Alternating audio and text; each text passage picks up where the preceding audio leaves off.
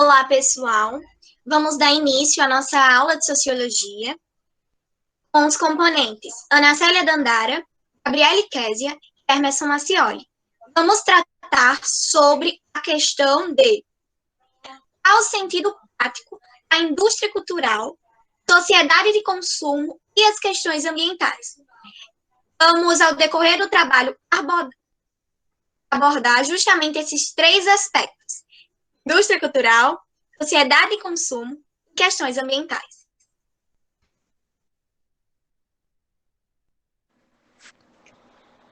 Bem, iniciando pela sociedade de consumo, certo? Nós temos aí uma apresentação no slide apontando duas datas, 2 anos históricos, certo? Que marcaram esse termo, o termo da sociedade de consumo. Em 1950, temos o alto consumo devido às grandes produções industriais. Sabemos que no século XX, né, as produções industriais tiveram altos alcances, certo? E estendendo aí, 22 anos depois, 1972, temos que a população ela começou a se preocupar e criar uma certa consciência ambiental, certo? O ser humano estava percebendo que com grandes produções industriais houve a necessidade de conscientização, porque estava gerando problemas não só ambientais, mas sociais também, certo? Para eles. Então, em primeira mão, eu quero explicar que o termo sociedade de consumo, ele é utilizado para referir os avanços de produção do meio capitalista também, tá? Sabemos que toda essa produção industrial, gira em torno do meio econômico, certo? Então, o desenvolvimento econômico, ele é resultado do aumento do consumo. Quanto mais se consome, mais meio econômico fará parte desse processo, tá? Diante disso, temos dois pontos a ser citados. Um positivo, que é a grande geração de empregos, certo? Porque aumentará o pedido de emprego, certo? Com a produção industrial, em certo ponto, porque as indústrias, as máquinas, elas substituíram os seres humanos. Mas quanto mais se produz, mais vai haver a necessidade de empregos, tá? E o segundo ponto é o aumento da renda. Quando a gente fala de aumento da renda, a gente lembra de um fato histórico, certo? Que foi a crise de 1929.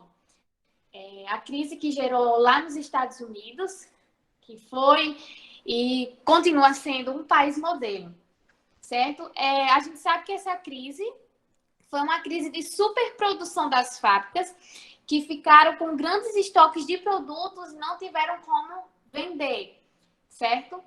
E naquela época, para combater os efeitos da crise, o governo ele desenvolveu uma forma de intervir na economia e provocar um aquecimento, que foram os acordos que foram tidos naquela época.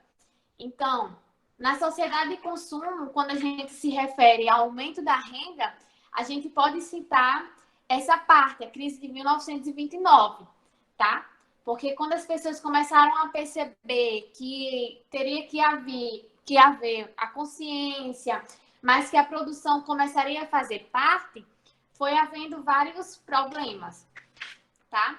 Então, eu posso afirmar que tudo está ligado a um ponto negativo. Praticamente tudo está ligado a um ponto negativo quando se refere à sociedade de consumo. Por quê? Temos um exemplo que é a chamada obsolescência planejada. Que o que é isso? É a produção de mercadorias que rapidamente elas são descartadas quando o consumidor faz a compra do produto. Ele rapidamente descarta e compra um novo produto. E todo esse ciclo produz, descarta e compra um novo, ele vai aumentando a produção de lixo, certo? Quando a gente faz uma produção de mercadoria, certamente a gente vai influenciar para que gere renda para quem foi o responsável, né, a criar essa produção.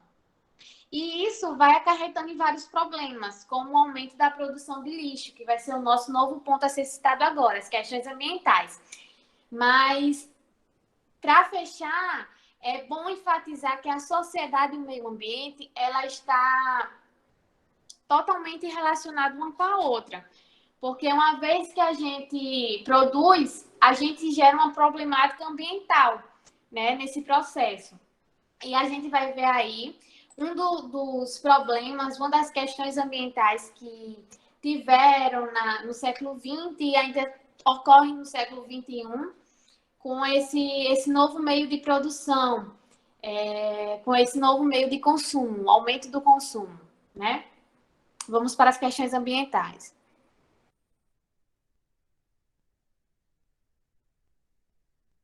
Bom, as questões ambientais, né?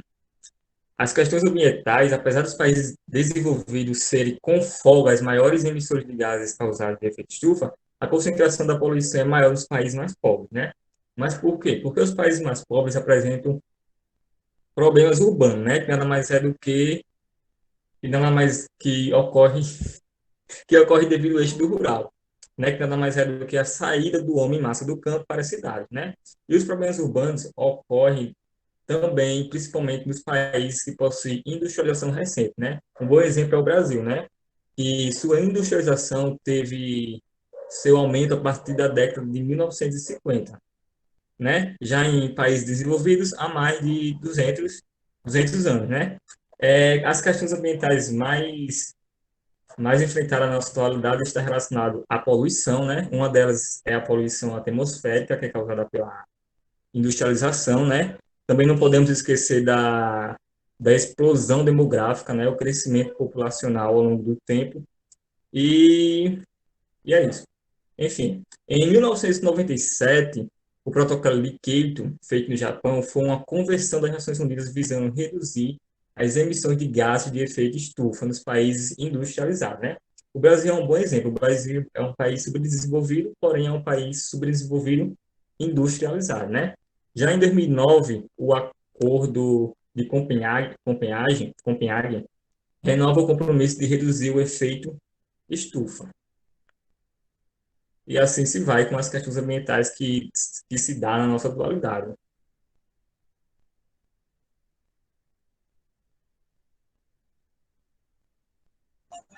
Agora vamos dissertar sobre a industrialização cultural. Esse termo, indústria cultural, ele foi desenvolvido pelos intelectuais da escola de Frankfurt, certo? Pode ser designada sob a lógica de produção industrial capitalizada. Ela idealiza produtos adaptados para consumo em massa.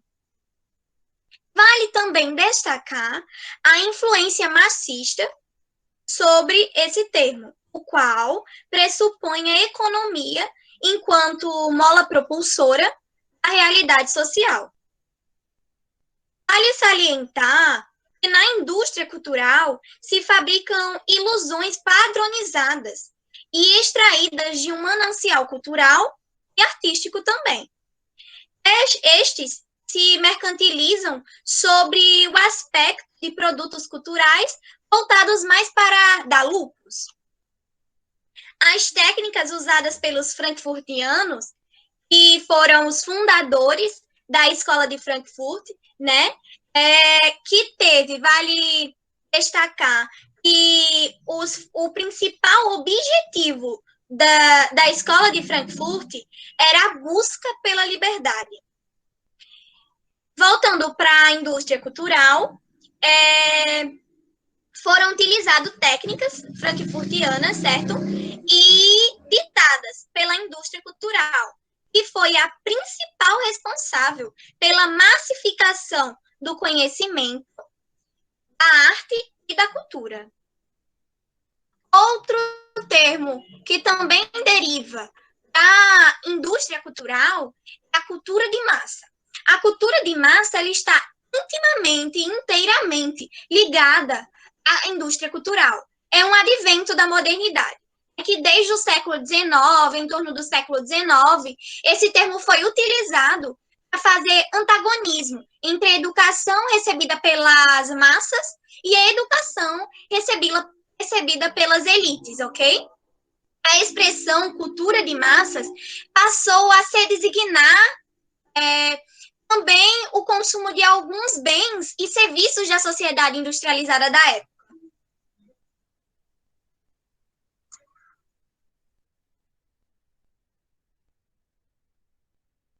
Encerramos com a frase do geógrafo David Huff: enquanto a população não se preocupar com o meio ambiente, nada vai acontecer. Governos não tomarão atitudes. E também queremos deixar que utilizamos essa frase como base diante das circunstâncias dos Estados Unidos e da China de serem potências e eles não ligarem a assinar acordos que favoreçam as questões ambientais. Por isso, utilizamos essa frase. As pessoas precisam ligar a que o governo também possa tomar atitudes.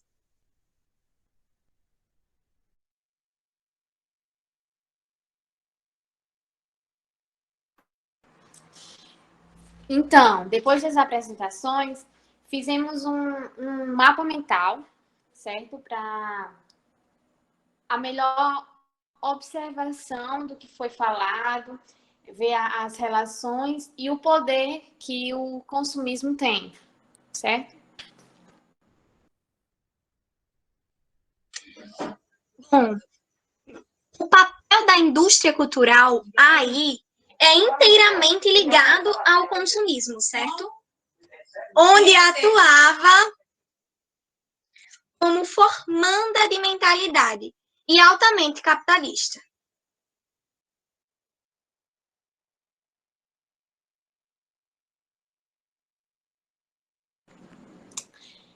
Na sociedade de consumo, temos que, depois de passar pela indústria cultural, o consumista, ele já vem na cabeça todo aquele marketing, toda aquela conscientização para consumir o produto, certo? A mercadoria. Então, depois que tem a produção de mercadoria e é descartado pelo consumista, ele automaticamente vai comprar um novo produto, certo? A gente vê aí que várias maquininhas estão sendo colocadas para ver certamente essa manipulação, que vai gerando as questões ambientais, né, Emerson? Sim, com um mundo totalmente consumista, né, e 90% capitalista, isso gera totalmente casos de poluição, desmatamento e o crescimento populacional, né? Ou seja, essas questões ambientais que irá totalmente enfraquecer o mundo.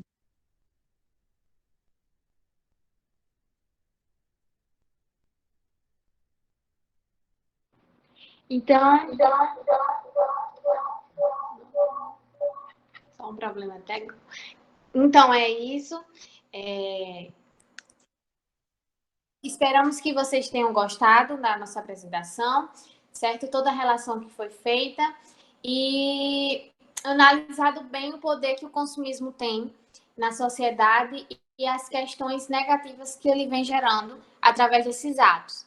Obrigada pela atenção.